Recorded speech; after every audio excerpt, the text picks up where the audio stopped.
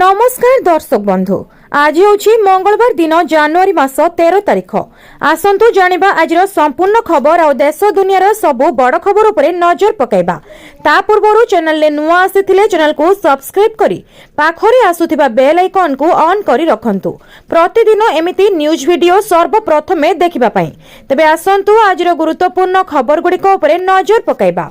आज प्रथम खबर होइछि ओडिशा को पुणी थराइब शीत। पाणीपाग विशेषज्ञ आकलन 13 और 14 रे तलमुहा हेबो पारद। आसंता 13 और 14 तारिख रे पुणी थराइब शीत।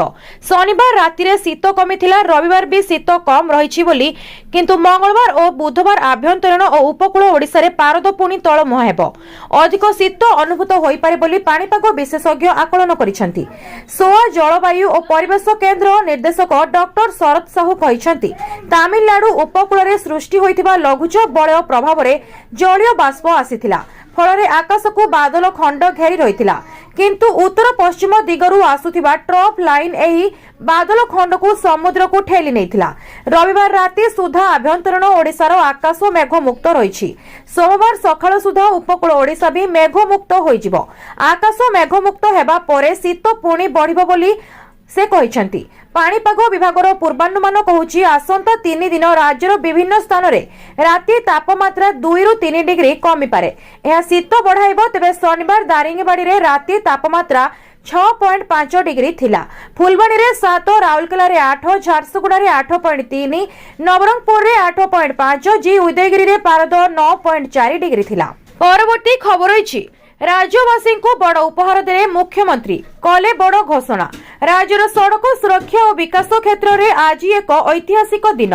सारा राज्य रे एबे जातीय सड़क सुरक्षा मास पालित हेउथिबा बेले आज मुख्यमंत्री मोहन चरण माझी सड़क सुरक्षा पई अनेक जुगांतकारी पदक्षेप आरंभ करिसेंति। एहा सहित राज्य राजधानी रो कायाकल्प हेला भली दुईटी गुरुत्वपूर्ण प्रकल्पर शिलान्यास मध्य करिसेंति। लोकसभा भवनर कन्वेंशन हॉल एक कार्यक्रम रे जोग देई मुख्यमंत्री राज्य और देशर बढ़ुथिबा सड़क दुर्घटना जोगु गभीर उद्वेग प्रकाश करबा सहित समस्त को सड़क सुरक्षार नियम पालन करबा पई आह्वान दैछंती। मुख्यमंत्री कहिसेंति जे सड़क सुरक्षा पई राज्य सरकार 4टी ई पालन करबा उपरे गुरुत्व दैछंती। सेगुडिक हेला एजुकेशन बा शिक्षा, एनफोर्समेंट बा नियमर कड़ाकड़ी अनुपालन, इंजीनियरिंग बा जोगाजोग भित्तिभूमि और जानवाहन उन्नत इंजीनियरिंग विद्या प्रयोग करी सुरक्षा व्यवस्था को सुदृढ़ करबा एवं इमरजेंसी बा जरूरी समय तुरंत चिकित्सा सहायता प्रदान। एही 4टी नियम अनुपालन सहित मुख्यमंत्री व्यक्तिगत भावे आउ 2टी ई अनुपालन पई परामर्श दैछंती। एहा हेला एनफोर्समेंट और एब्युलेशन जानवाहन प्रदूषण नियम को सठिक भाव पालन करने सहित सड़क सुरक्षार जो नियम गुड़िक अच्छी ताहार फलाफल संपर्क में उपयुक्त मूल्यांकन करने मुख्यमंत्री परामर्श देथिले। परवर्ती खबर होइछि एटीएम ट्रांजैक्शन चार्ज वृद्धि कला एसबीआई। जानतु एबे आपनकु केते एक्स्ट्रा चार्ज देबाको हेबो। देशर सर्वबृहत सरकारी bank state bank of India ATM transaction charge को संशोधन करिछि। एही परिवर्तन गुड़िक पिछला भावे डिसेंबर 1, 2025 रु कार्यकारी हेबो। एही परिवर्तन गुड़िक सीधा सड़क अन्य बैंक रो एटीएम व्यवहार करुथिबा संचय और दरमा अकाउंटधारी उपरे प्रभाव पकाइबो, किंतु किछि अकाउंट बा ट्रांजैक्शन ले कोनोसी परिवर्तन करा जाय नाही। एही परिवर्तन गुड़िक संपर्क रे बैंक कहिछि जे इंटरचेंज फी वृद्धि परे एटीएम सेवा चार्ज समीक्षा कर जाइथिला, जहा जोगु एही निष्पत्ति निया जाइछि। फेब्रुआरी 2025 परे एहा प्रथम थर जे एसबीआई एटीएम चार्ज वृद्धि करिछि। तेणु आसंतु आमे आपनको कहिबा जे एसबीआई रो एटीएम ट्रांजैक्शन चार्ज रो परिवर्तन परे आपनको केते अतिरिक्त चार्ज देबाकू पड़िबो। नॉन एसबीआई एटीएम रे कारबार महंगा हेबो। एसबीआई रो नूतन व्यवस्था अनुसार जदि एसबीआई ग्राहक माने निशुल्क सीमा परे अन्य बैंक रो एटीएम रो नगद उठांती तेबे सेमानकू एबे प्रति कारबार पई 23 टंका एवं जीएसटी देबाकू पड़िबो। पूर्वरु एही शुल्क 21 टंका एवं जीएसटी थिला। परवर्ती खबर अछि बढ़ी पारे ईपीएफओ ई ओ ईएसआई वेतन सीमा प्रस्ताव को सरकार को सबुज संकेत। कर्मचारी भविष्य निधि पांठी संगठन और कर्मचारी राज्य बीमा नगर निगम लागि मासिक वेतन सीमा को 30,000 टंका पर्यंत बढ़ाइबा उपरे केंद्र श्रम और नियोजन मंत्रालय गंभीरतार सह विचार करुछंती। वेतन सीमा बढ़ाइबा को बहु दिनरु श्रमिक संगठन गुड़िक दाबी करि आसुथिले। निकटरे सुप्रीम कोर्ट मध्य एही मामलार हस्तक्षेप करि सरकार को प्रस्ताव उपरे विचार करिबा को कहिथिले। संप्रति ईपीएफओ रो मासिक वेतन सीमा 15,000 टंका और ईएसआईसी 21,000 टंका रही। उभय संस्था पाई एही सीमा को बढ़ाई 25,000 टंका किंबा 30,000 टंका करबा उपरे सरकार विचार करुछंती। सर्वनिम्न मजूरी रे होइतिबा वृद्धि मुद्रास्फीतिर प्रभाव पाई वेतन सीमा संशोधन जरूरी होई पड़िछि। एहा घटिला बहु वर्ष धरी पूर्ण सामाजिक सुरक्षा पाइबारु वंचित थिबा घरोई क्षेत्रर कोटी कोटी कर्मचारी उपकृत हेबे। ईपीएफओ रो वर्तमान 8.5 कोटी सदस्य थिबा बेले ईएसआईसी रे बीमाभुक्त थिबा कर्मचारी संख्या 3.25 कोटी रही। ईएसआईसी रे परिवार सदस्यों को मध्य बीमाभुक्त करा जायछि। तेणु एही संस्थार मोट बीमाभुक्त हिताधिकारी संख्या 14 कोटी रु अधिक रही।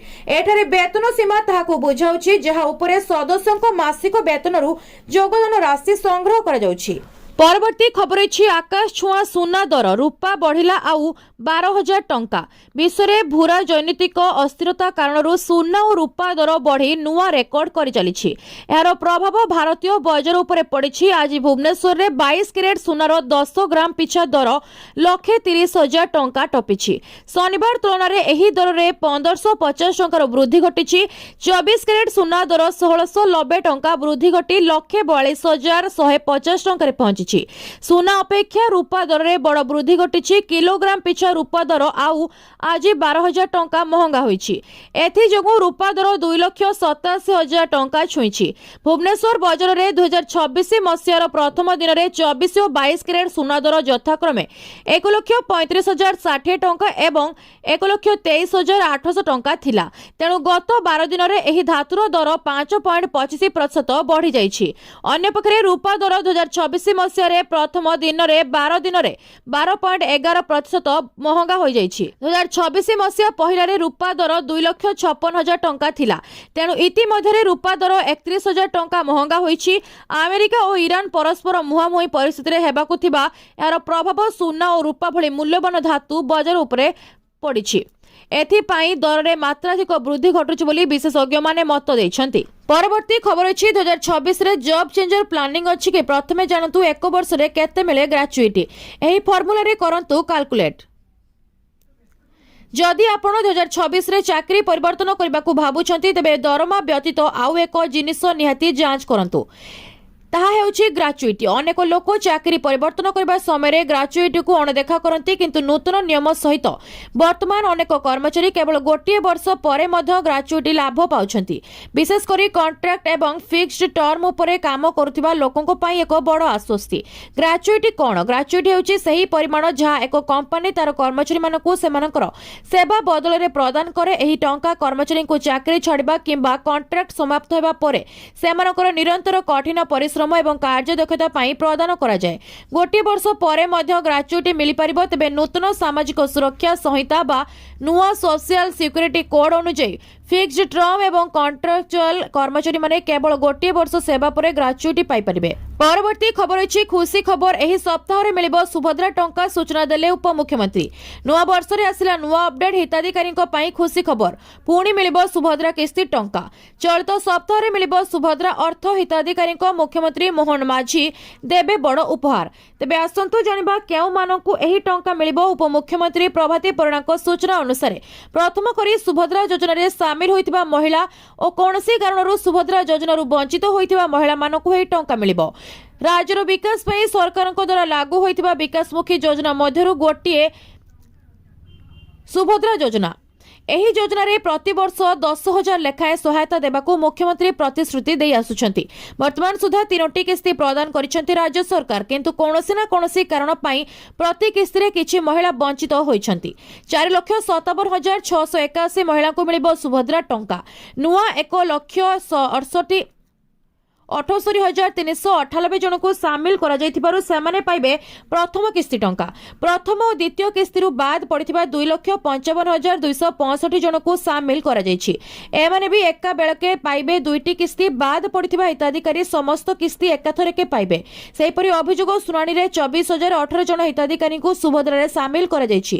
250 କୋଟି ଟଙ୍କାର ସହାୟତା ରାଶି ଖାତାକୁ ଯିବ। ତୃତୀୟ କିସ୍ତି ପାଇଥିଲେ ବି ଟେକ୍ନିକାଲ ସମସ୍ୟା ପାଇଁ ପ୍ରଥମ ଓ ଦ୍ୱିତୀୟ କିସ୍ତିରୁ ବାଦ ପଡ଼ିଥିବା 2,55,265 ଜଣଙ୍କୁ ସାମିଲ କରାଯାଇଛି।